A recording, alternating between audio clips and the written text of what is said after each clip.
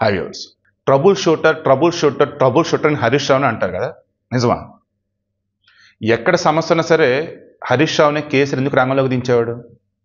ఎందుకంటే ఆ సమస్య కారణమైన వాళ్ళు ఎవరు అన్నప్పుడు వారికి సంబంధించిన రహస్యాలు ఈయన తెలుసుకోవడంలో ఎక్స్పర్ట్ కాబట్టి. ఎలా? Phone tapping, simple. Ganesh gold తాకట్టులో ఉన్న బంగారాన్ని విడిపించి కొనబడును. సంప్రదించండి 9966611144. సో ఇప్పుడు ట్రబుల్ షూటర్ కాదు, ఫోన్ ట్యాపింగ్లో దిట్టి హరీష్ రావు అని అంటున్నారు. ఎందుకు ఇప్పుడు హరీష్ రావు ఎక్కడ? ఆసుపత్రి. సడన్గా సీరియస్ అయింది. సినిమాలో చూస్తాం కదా, ఎన్ని సినిమాలు చూడలే? సడన్గా ఒక పొలిటీషియన్కి హార్ట్ అటాక్ వచ్చింది, సడన్గా ఒక పొలిటీషియన్ ఆసుపత్రిలో అడ్మిట్ అవుతాడు. ఏంటి అంటే సింపుల్, అతనికి బయట ఉంటే అరెస్ట్ చేస్తారు, ఇప్పుడు అతను కనుక బయట కనుకుంటే జనాలు కొడతారు.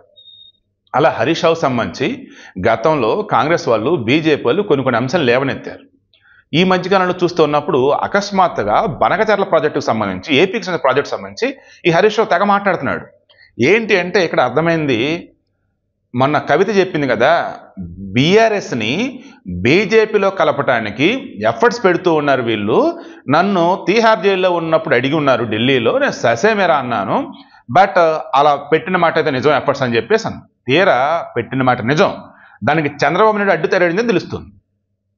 మీడియా సర్కిల్స్లో వచ్చినవి, నాకు తెలిసినటువంటి వేగులు సమాచారం ఇచ్చినవి అన్ని క్రాస్ చెక్ చేసి నిన్న ఫోన్ ట్యాపింగ్కి సంబంధించి ప్రభాకర్ రావు ఎవరైతే కీలకమైనటువంటి వ్యక్తి ఉన్నాడో అతను చెప్తున్న దాని ప్రకారం, అతను ఇంకా చెప్పాల్సిన దాని ప్రకారం క్రాస్ చెక్ చేస్తున్నప్పుడు ఆనాడు రేవంత్ రెడ్డికి సంబంధించినటువంటి ఫోన్ ట్యాపింగ్ ఇష్యూ కానీ, Chandrababu Naidu phone tapping issue కానీ, ఈవెన్ తెలంగాణలో బలంగా ఉన్నటువంటి టీడీపీ పార్టీని ఎట్టి పరిస్థితులు ఎదగనీయకూడదని చెప్పేసి ఒక్కసారిగా ఈ ఫోన్ ట్యాపింగ్ విషయాన్ని పట్టుకొచ్చేసి ఎవరిని ఎక్కడ ఉంచాలో, ఎవరిని ఏ రకం బెదిరించాలో బెదిరించడం కానీ, హైదరాబాద్లో కనుక చంద్రబాబు నాయుడు కనుక ఉంటే ఉమ్మడి రాజధాని ఏపీ, ఉమ్మడి రాజధాని హైదరాబాద్ అని చెప్పేసి బీఆర్ఎస్ని ఎదగనివ్వడు. అండ్ మోర్ ఓవర్ తెలంగాణ వచ్చిన కొత్త కాబట్టి ఎట్టి పరిస్థితులు కూడా ఇక్కడ ఉన్న వాళ్ళందరిలో కూడా చంద్రబాబు నాయుడు ఒక క్రెడిబిలిటీ అనేది ఉంది కాబట్టి ఖచ్చితంగా అడ్వాంటేజ్గా మార్చుకుంటాడని చెప్పేసి అనుకొని ఎట్ట అనుకున్నప్పుడు ఇదే ట్రబుల్ షూటరు ఇదిగో ఈ రకంగా ఫోన్ ట్యాప్ చేసి ఇలా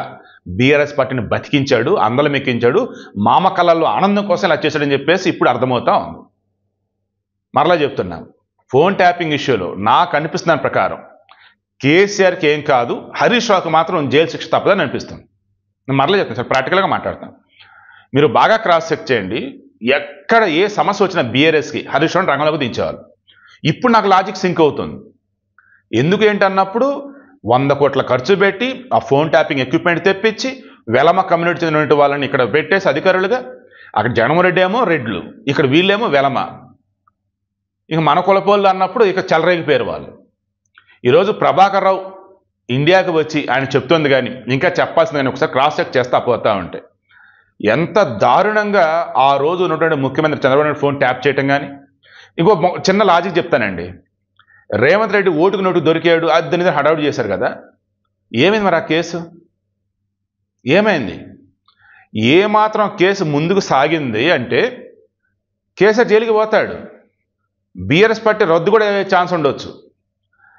కాన్స్టిట్యూషన్ రాజ్యాంగానికి సంబంధించిన ఉల్లంఘన అనేది ఇక్కడ వీళ్ళు చేశారు. ఒక నార్మల్ సిటిజన్ ఫోన్ ట్యాప్ చేయాలంటేనే 1,00,000 పర్మిషన్స్ ఉంటాయి. అట్లాంటిది అధికారంలో ఉన్నటువంటి ఒక ముఖ్యమంత్రి ఫోన్ ట్యాప్ చేయటం అంటే, చంద్రబాబు నాయుడు ఫోన్ ట్యాప్ చేసిన మాట నిజం. ఎస్, ఓటుకు నోటు విషయంలో వచ్చేసి డబ్బులు ఇచ్చి కొనాలనుకున్నారు అన్నదాన్ని సపోర్ట్ చేయను, కానీ అవునన్నా కాదన్నా మన భారతదేశంలో అటువంటి కోకొల్లలు, కాకపోతే ఇది దొరికారు కాబట్టి కనపడింది కాబట్టి హడావుడి చేస్తా పోతా ఉన్నారు. ఏం వాళ్ళకి తెలియదా?